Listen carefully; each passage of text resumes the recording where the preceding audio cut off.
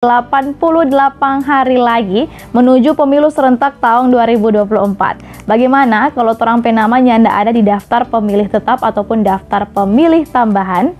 Jika nama Anda tidak terdaftar dalam daftar pemilih tetap atau daftar pemilih tambahan, jangan khawatir.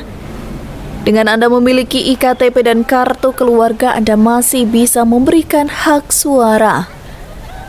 Komisi Pemilihan Umum KPU menyatakan, pemilih yang tidak terdaftar dalam pemilih tetap atau DPT ataupun daftar pemilih tambahan DPTB masih bisa memberikan hak suara pada pemilu 2024. Di daerah sebelumnya, kemudian sudah pindah domisili dengan menunjukkan membawa bukti KTP dan juga kartu keluarga terbaru. Itu syarat yang untuk masuk dalam daftar pemilih tambahan.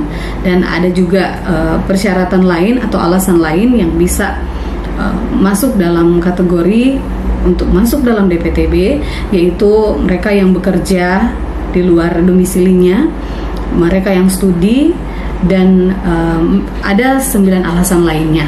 Namun untuk Minahasa Utara sendiri yang didominasi untuk DPTB sendiri adalah mereka yang pindah domisili dan juga studi. Masyarakat yang tidak terdaftar dalam DPT maupun DPTB bisa memberikan hak suara melalui pemilih khusus di wilayah desa maupun kelurahan sesuai KTP.